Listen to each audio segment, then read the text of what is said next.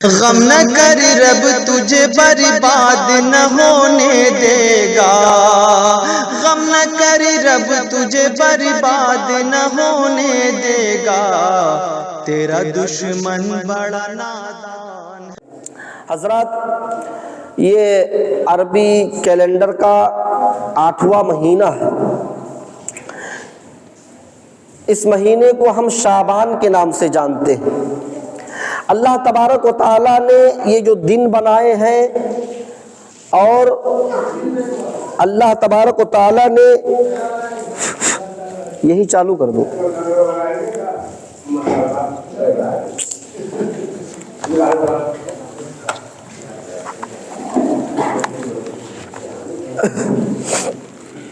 عربی کیلنڈر کا یہ 8واں مہینہ ہے جس کو ہم شعبان کے نام سے جانتے ہیں۔ اللہ تبارک و تعالیٰ نے یہ دن بنائے ہیں اور رات بھی بنائی۔ ان دنوں میں اور ان تمام راتوں میں کچھ راتیں اور کچھ دن ایسے ہیں جن دنوں کی عبادت اور جن راتوں کی عبادت اللہ رب العالمین کو بہت زیادہ پسند ہے، اللہ رب العالمین کو بہت زیادہ محبوب ہے۔ رات سب برابر ہے، لیکن رمضان کے مہینے میں، رمضان کے آخری عشرے میں ایک رات آتی ہے شب قدر کی۔ اس رات کی عبادت کا ثواب 1000 مہینوں کی عبادت سے بڑھ کر کے۔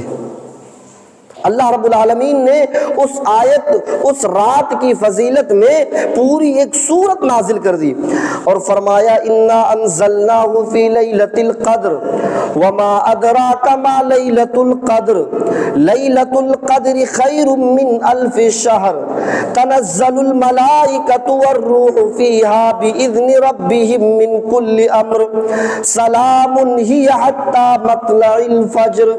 یہ شب قدر کے تعلق سے پوری ایک سورت نازل کر دی۔ فرمایا یہ رات، اس رات کی عبادت کا ثواب 1000 مہینوں کی عبادت سے بہتر ہے۔ شب قدر کی عبادت کا ثواب 1000 مہینوں کی عبادت سے بہتر ہے۔ اگر 1000 مہینوں کو سال میں ڈیوائیڈ کیا جائے، 1000 مہینوں کا سال بنایا جائے تو تقریباً 84 سال بنتے ہیں۔ 84 سال۔ اس ایک رات کا ثواب جو رمضان کے آخری عشرے میں آتی ہے، اس ایک رات کا ثواب 84 سال کی عبادت سے بہتر ہے۔ اور اللہ رب العالمین فرماتا ہے کہ اس رات روح الامین، اللہ کے فرشتے زمین کے اوپر اترتے ہیں۔ یہ رات کی فضیلت ہے۔ دنوں میں بہت سارے دن ایسے ہیں جن دنوں میں عبادت اللہ رب العالمین کو بہت زیادہ پسند ہے۔ آپ جب حدیثوں کا مطالعہ کریں گے تو آپ کو پتہ چلے گا کہ ذی الحجہ کے جو شروع کے 10 دن ہیں، ذی الحجہ کے جو شروعات کے 10 دن ہیں، اللہ رب العالمین کو ان شروع کے 10 دنوں میں کی گئی عبادت اللہ رب العالمین کو سب سے زیادہ پسند ہے۔ اللہ کے نبی نے فرمایا ما من ایام العمل الصالح فیہن احب۔ اللہ رب العالمین کو ذی الحجہ کے شروع کے جو 10 دن ہوتے ہیں، ان دنوں کی عبادت اللہ رب العالمین کو سب سے زیادہ محبوب ہے، سب سے زیادہ پسند ہے۔ تو میرے بھائیوں، نیکیوں کا ایک وقت ہوتا ہے۔ اب یہ شعبان کا مہینہ چل رہا ہے، تو کیا شعبان کے مہینے کی بھی کچھ فضیلت ہے قرآن و حدیث کی روشنی میں؟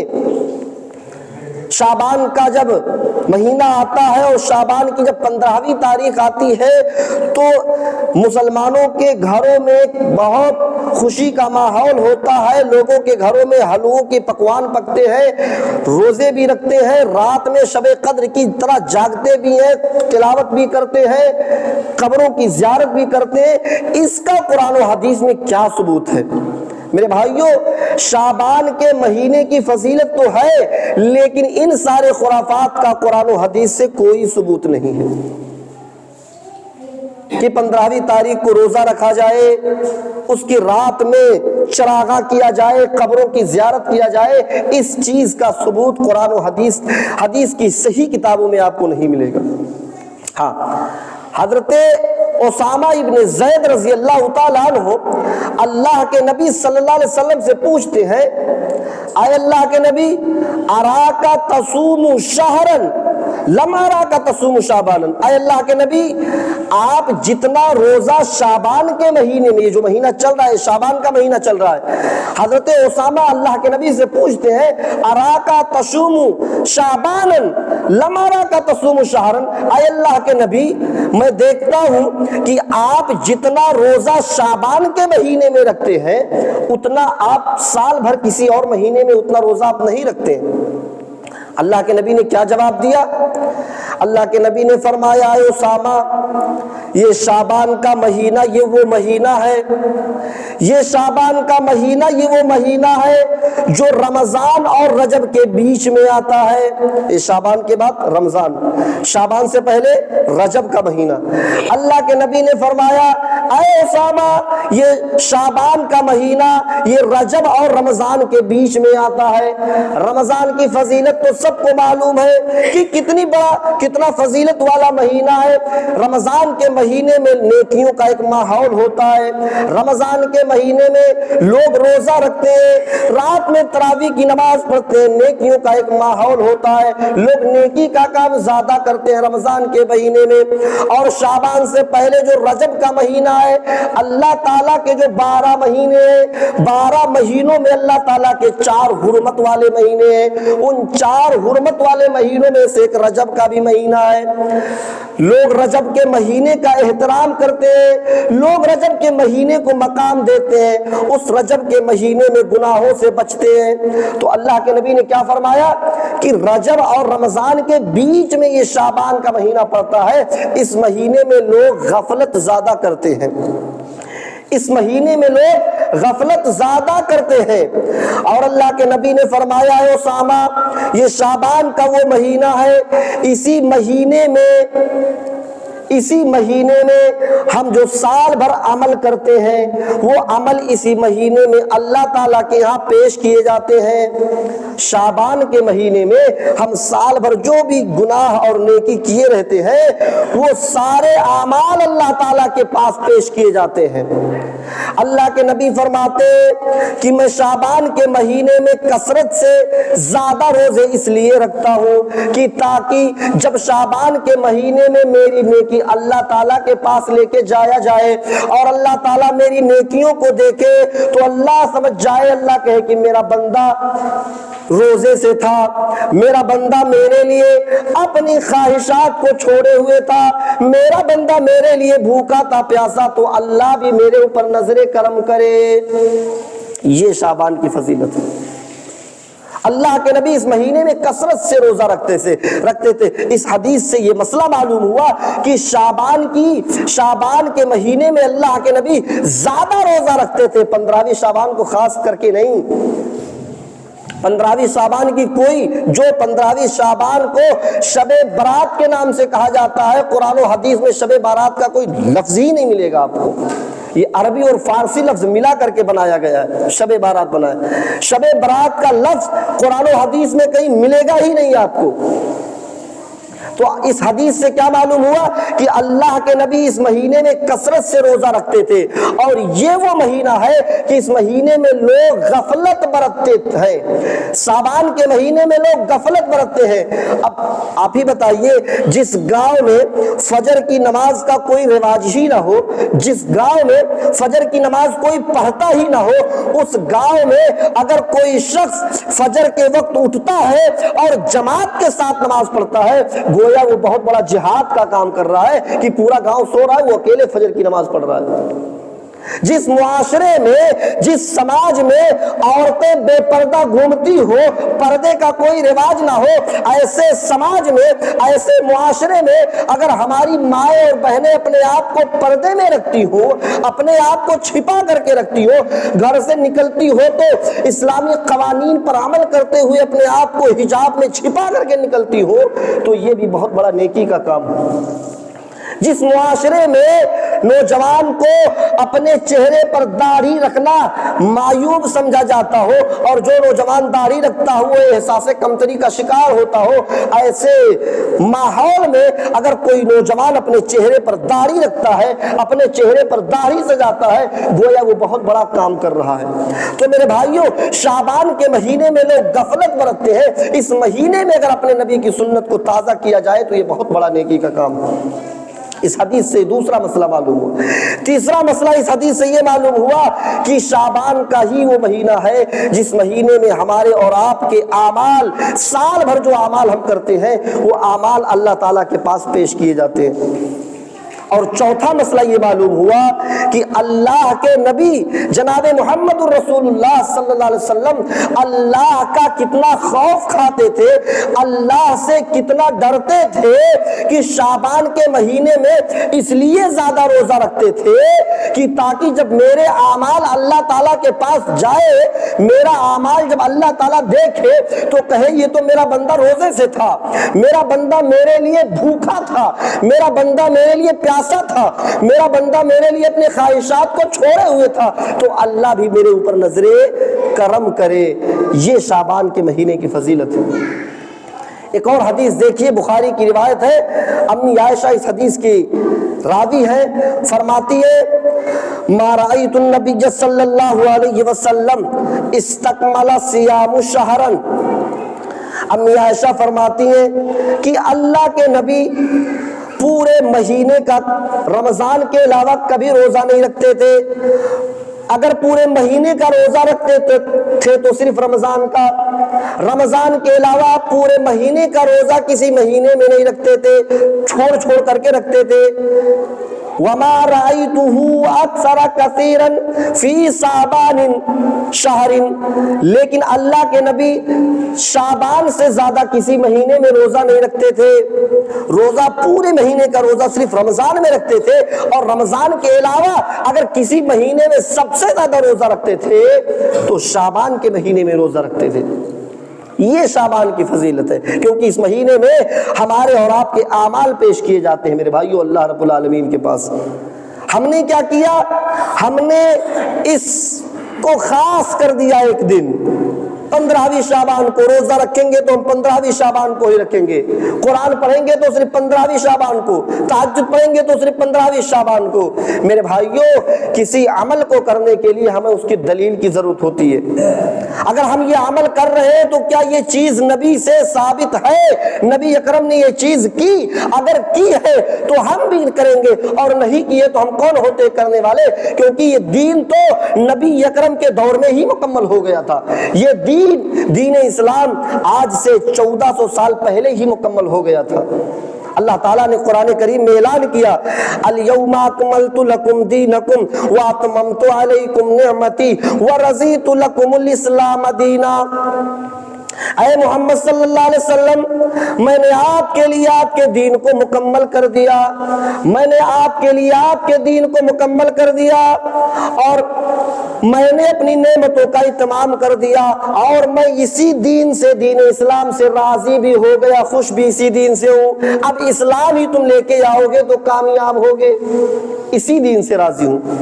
اب اگر ہم کوئی نیکی کا کام کر رہے ہیں دین سمجھ کر کے، تو ہمیں 1450 سال پیچھے جانا پڑے گا کہ جو ہم عمل کر رہے ہیں یہ عمل کیا نبی نے کیا ہے؟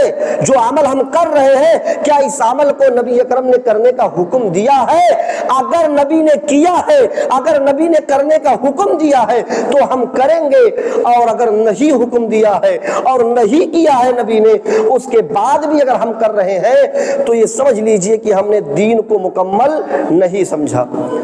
اللہ رب العالمین نے 1400 سال پہلے دین کو مکمل کر دیا، قرآن میں اعلان کر دیا، اس کے بعد بھی اگر ہم اپنی طرف سے اس میں دین سمجھ کر کے کوئی چیز شامل کر رہے ہیں تو گویا کہ ہم نے اس دین کو مکمل سمجھا ہی نہیں، اللہ کے نبی نے اپنا کام پورا کیا ہی نہیں، اس کا مطلب ہوا۔ دین میں نیا کام ملانا کتنا بڑا گناہ ہے، اللہ کے نبی اپنے ہر خطبے کے اندر اس کی مذمت کرتے تھے۔ جھوٹ کتنا بڑا گناہ ہے، لیکن اللہ کے نبی اپنے ہر خطبے کے اندر جھوٹ کے بارے میں نہیں بولتے تھے۔ چوری کتنا بڑا گناہ ہے، لیکن اللہ کے نبی چوری کے بارے میں ہر خطبے کے اندر آپ نہیں کچھ بولتے تھے۔ زنا کتنا بڑا گناہ کا کام ہے، لیکن آپ زنا کے بارے میں ہر خطبے کے اندر آپ نہیں بولتے تھے، کیونکہ زنا انسان کرتا ہے، نوجوان جوانی کے نشے میں اپنے آپ کو کنٹرول نہیں کر پاتا، زنا کر لیتا ہے، لیکن اس کے دل میں کہیں نہ کہیں یہ ہوتا ہے کہ یہ زنا گناہ کا کام ہے، یہ زنا کرنا غلط کام ہے۔ اب اگر وہ غلط کو غلط سمجھ رہا ہے تو کبھی بھی اس سے توبہ کر سکتا ہے، کیونکہ اس کا دل مان رہا ہے کہ یہ غلط کام ہے، لیکن چونکہ جذبات میں آیا، اس کنٹرول نہیں کر پایا، زنا کر لیا، لیکن گناہ سمجھ رہا ہے، وہ توبہ کر سکتا ہے۔ چوری انسان مجبوری میں کر رہا ہے، اس کے پاس پیسے نہیں ہے، گھس گیا کسی کے گھر میں اور چرا لیا پیسہ، جانتا ہے کہ یہ ناجائز طریقے سے کسی کا پیسہ لے رہا ہوں، یہ حرام ہے، لیکن اس کی ضرورت ہے، چوری کر لیا، لیکن اس کے دل میں کہیں نہ کہیں یہ ہوتا ہے یہ غلط کام ہے۔ چور بھی توبہ کر سکتا ہے چوری سے۔ جھوٹا انسان جھوٹ بول کر کے بڑے سے بڑے جرم سے بچ سکتا ہے، لیکن اس کو معلوم ہے کہ میں جھوٹ بول کے بچا ہوں، وہ جھوٹ سے کبھی نہ کبھی توبہ کر سکتا ہے، کیونکہ وہ جانتا ہے جھوٹ غلط کام ہے۔ لیکن جو انسان بدعت کرتا ہے نا، وہ کبھی توبہ نہیں کرتا۔ جو انسان بدعت کرتا ہے نا، وہ جلدی توبہ نہیں کرتا، کیونکہ بدعتی جو کام کر رہا ہے وہ تو دین سمجھ کر کے کر رہا ہے، وہ تو اچھا سمجھ کر کے کر رہا ہے۔ اب 15ویں شعبان کا روزہ کسی حدیث صحیح حدیث سے ثابت نہیں ہے، رات میں جاگنا اور قرآن در حقیقت اچھا کام لگ رہا ہے، روزہ رکھنا کوئی برا کام نہیں ہے، رات میں جاگنا تلاوت کرنا کوئی برا کام نہیں، اچھا کام لگ رہا ہے، لیکن نبی سے ثابت نہیں، اس لیے بدعت ہے۔ اب بدعتی شخص یہ کام دین سمجھ کر کے کر رہا ہے، یہ کام اچھا سمجھ کر کے کر رہا ہے، اور جب اس کام کو اچھا سمجھ رہا ہے تو وہ کاہے کو توبہ کرے گا اس سے؟ اسی لیے اللہ کے نبی اپنے ہر خطبے کے اندر کہا کرتے تھے وَشَرَّ الْأُمُورِ مُحْدَثَاتُهَا، سب سے برا کام یہ ہے کہ دین کے اندر نیا نکالا جائے، سب سے برا کام یہ ہے جو دین کے اندر نیا نکالا جائے، وَكُلَّ مُحْدَثَةٍ بِدْعَةٍ، اور دین میں نیا نکالا گیا ہر وہ کام بدعت ہے، وَكُلَّ مُحْدَثَةٍ بِدْعَةٍ، ہر وہ کام جو دین کے اندر نیا نکالا جائے وہ بدعت ہے، وَكُلَّ بِدْعَةٍ ضَلَالَةٍ، اور ہر بدعت گمراہی ہے، وَكُلَّ ضَلَالَةٍ فِي النَّارِ، اور ہر گمراہی جہنم میں لے کے جانے والی ہے، ہر گمراہی جہنم میں لے کے جانے والی ہے۔ ہم غور کریں تو بدعت جلدی توبہ نہیں انسان بدعت سے کرتا ہے، کیونکہ وہ دین سمجھ کر کے بدعت کر رہا ہوتا ہے۔ اور ایک چیز میں بتا دوں، بدعت کو ہم کافر نہیں کہہ سکتے بدعتی کو، لیکن جس کے اندر بدعت آ جاتی ہے، جو بدعت کرتا ہے، وہ بہت جلدی شرک بھی کرنے لگتا ہے۔ یہ بدعت شرک کی طرف دعوت دیتی ہے، بدعت یہ شرک کی طرف دعوت دیتی ہے۔ اللہ کے نبی نے قوم نوح کا ذکر کیا، سب سے پہلے شرک قوم نوح کے اندر آیا، سب سے پہلے شرک کیا کیا شیطان نے؟ قوم نوح کے کچھ بزرگ لوگ تھے جن کا نام لات، منات، یعود، یعوق، ہبل، یہ قوم کے بزرگ لوگ تھے، نیک لوگ تھے۔ جب یہ لوگ مر گئے، ان لوگوں کا انتقال ہو گیا، تو شیطان آیا ان کے اولاد کے پاس اور کہنے لگا دیکھو تمہارے باپ دادا کتنے نیک تھے، تمہارے باپ دادا کتنے نیک تھے، ارے ان کو دیکھو تو اللہ کی یاد آتی تھی، ایسا کرو تم ان کا مجسمہ بنا لو، ان کی اسٹیچو، ان کی تصویر بنا لو، ان کی مورتیاں بنا لو، ان کو یاد کرنے کے لیے۔ شیطان نے بدعت دین کے اندر ڈالا، ان لوگوں نے کیا کیا؟ اپنے باپ داداؤں کی مورتی بنا لی، اپنے باپ داداؤں کی تصویر بنا لی۔ آنے والی نسل کو پھر شیطان گیا بہکایا اور کہنے لگا ارے تمہارے یہ باپ دادا تھے، تمہارے باپ دادا ان مورتیوں کی پوجا کرتے تھے، تمہارے باپ دادا ان مورتیوں کی عبادت کرتے تھے، تم بھی کرو، یہ اللہ کے قریبی لوگ ہیں، پہنچے ہوئے لوگ ہیں، ان سے مانگو گے تو یہ اللہ سے مانگ کر کے دے دیں گے تمہیں۔ تو پہلے بدعت دین کے اندر لایا شیطان نے، مورتیاں بنوائی بزرگوں کی، اور پھر آنے والی نسل کو شرک کرنے پر آمادہ کر دیا۔ تو جو بدعت کرتا ہے وہ بہت جلد ہی وہ شرک بھی کرنے لگتا ہے۔ اور ایک چیز اور بتا دوں کہ بدعت منمانی بہت کرتے ہیں بدعتی، وہ کسی کی نہیں سنتے۔ جو بدعت کرتا ہے وہ منمانی بہت زیادہ کرتا ہے۔ اب بدعتی کو کہیے کہ نماز کے اندر، نماز پڑھتے وہ بھی، نماز کے اندر سورہ فاتحہ پڑھنا ضروری ہے، سورہ فاتحہ کو ہی نماز کہا گیا ہے، سورہ فاتحہ کے بغیر نماز نہیں ہوتی ہے۔ آپ لاکھ دلیلیں دے دو، لاکھ حدیثیں پڑھ پڑھ کر کے سنا دو، وہ نہیں مانے گا حدیث، وہ نہیں مانے گا، منمانی کرے گا، نہیں مانے گا۔ لیکن اس کے سامنے حلوہ رکھ دو، بریانی رکھ دو، دیگے رکھ دو بڑے بڑے، اب وہاں کہہ دو کھا لو بسم اللہ کر کے، تو وہ ایسے نہیں کھائے گا، پہلے فاتحہ پڑھے گا، وہاں فاتحہ پڑھے گا۔ اب اس سے کہو بھی فاتحہ کیوں پڑھ رہے ہو، چاہے اس کی کوئی دلیل ہے کیوں پڑھ رہے ہو، ارے قرآن ہی تو پڑھا جا رہا ہے، فاتحہ ہی تو کیا جا رہا ہے، یہ دلیل ملے گا۔ سوشل میڈیا پر جو لوگ جڑے ہوئے دیکھتے ہوں گے، ایک کوئی مولوی ہے حلوے کے بارے میں کیسا بول رہا ہے کہ وہابی لوگ حلوہ ڈھونڈتے ہیں کتابوں کے اندر، حلوہ کتاب کے اندر ملے گا یا کڑھائی کے اندر ملے گا، تم کتابوں کے اندر ڈھونڈتے رہو، ہم کڑھائی کے اندر سے کھاتے رہیں گے، یہ دلیل دیتے ہیں میرے بھائیوں۔ تو بدعتی جو ہوتا ہے وہ منمانی بہت کرتا ہے۔ اب نماز کے اندر سورہ فاتحہ ضروری ہے، نماز کے اندر سورہ فاتحہ نہیں پڑھے گا، حلوہ کو دیکھ کر کے حلوہ کے سامنے سورہ فاتحہ پڑھے گا، لاکھ منع کرتے رہو، کہے گا حرج کیا ہے یار، قرآن ہی تو پڑھا جا رہا ہے، اس میں حرج کیا ہے، منمانی۔ اب نماز کے اندر اللہ کے نبی سے جو ثابت ہے، اللہ کے نبی رکوع میں جاتے تھے سبحان ربی العظیم، اور رکوع سے اٹھتے وقت پوری دعا پڑھتے تھے ربنا ولک الحمد حمدا کثیرا طیبا مبارکا فیہ۔ سجدے میں جاتے تھے سبحان ربی الاعلیٰ، سجدے سے اٹھتے وقت اللہم اغفر لی ورحمنی واہدنی وعافنی وارزقنی، یہ پوری دعا پڑھتے تھے اللہ کے نبی۔ لیکن میں نے کہا نا جو بدعتی ہوتا ہے وہ منمانی کرتا ہے، وہ رکوع میں جائے گا پڑھے گا یا نہیں، لیکن رکوع سے اٹھتے وقت پوری دعا نہیں پڑھے گا، یہ دعا کھا جائے گا۔ سجدے سے اٹھتے وقت آپ ان کی نمازوں کو دیکھیں گے، رکوع سے اٹھتے ہی فوراً سجدے میں چلے جائیں گے، اور سجدے سے اٹھتے ہی پھر دوبارہ سجدہ کر لیں گے، ایسا لگتا کچھ پڑھتے ہی نہیں ہے۔ اور جب اذان ہوتی ہے، اذان کے بعد کی دعا بخاری شریف میں نے دیکھی ہے، حدیث کے الفاظ اتنے صرف ہیں، اللہم رب هذه الدعوة التامة والصلاة القائمة آت محمدا الوسیلہ والفضیلہ وابعثه مقاما محمودا الذی وعدتہ۔ بخاری شریف میں مجھے اتنی ہی دعا ملی ہے، بس بخاری شریف میں اتنی دعا ملی ہے۔ اب اتنا دعا پڑھنا چاہیے، تو یہاں اپنی طرف سے آمیزش، لاکھ سمجھاتے رہو کہ وہ حدیث غلط ہے، ضعیف ہے، نہیں پڑھنا چاہیے، لیکن نہیں مانیں گے۔ الذی وعدتہ انک لا تخلف المیعاد وارزقنا شفاعتہ یوم القیامہ انک لا تخلف المیعاد، اپنی طرف سے الفاظ بڑھاتے رہیں گے، آپ کتنا بھی منع کرتے رہیے وہ نہیں مانیں گے۔ تو جو بدعتی ہوتا ہے وہ منمانی بہت کرتا ہے، اور جہاں بدعت ہوتی ہے اللہ تبارک و تعالیٰ وہاں سے سنت اٹھا لیتا، اگر ایک بدعت ہو رہی ہے تو وہاں سے اللہ تعالیٰ ایک سنت کو اٹھا لیتا ہے۔ مثال کے طور پر نماز کے بعد اجتماعی دعا کرنا حدیث سے ثابت نہیں ہے، اللہ کے نبی پوری زندگی میں کبھی نہیں آپ نے کیا۔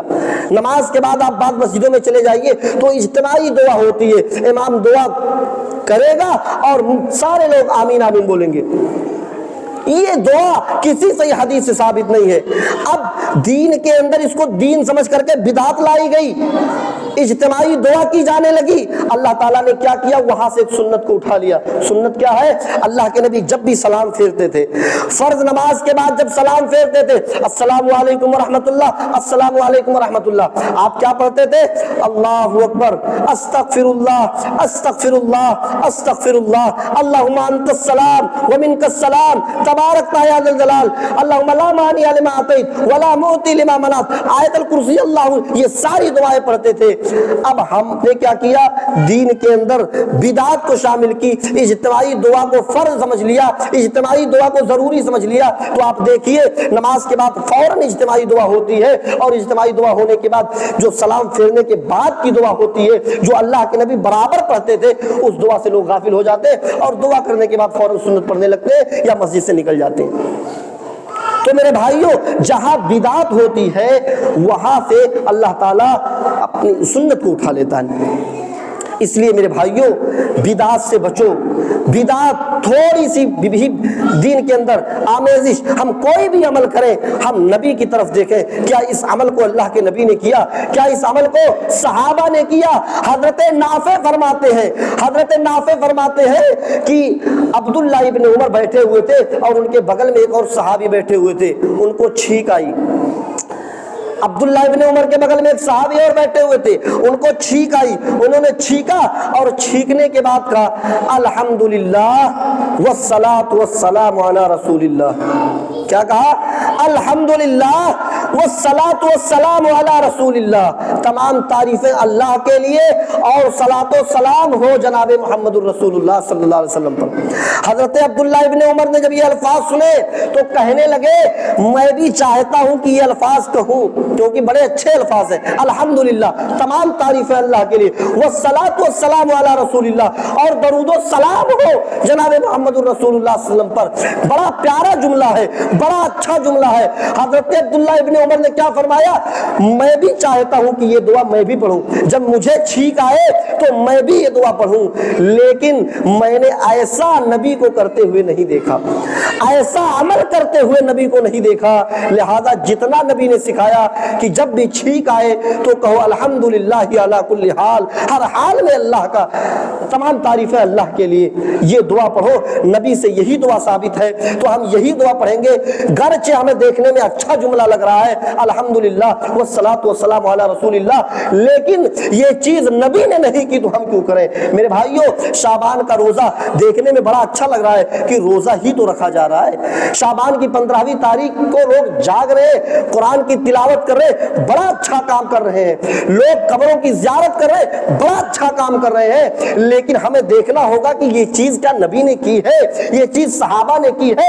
اگر یہ چیز کی ہے تو ہم بھی کریں گے، نہیں کی ہے تو ہم کون ہوتے ہیں دین کے اندر آمیزش کرنے والے، دین کے اندر ملانے والے؟ اگر ہم کر رہے ہیں تو گویا نبی اکرم پر الزام لگا رہے ہیں کہ نبی اکرم نے پورا دین ہم تک نہیں پہنچایا.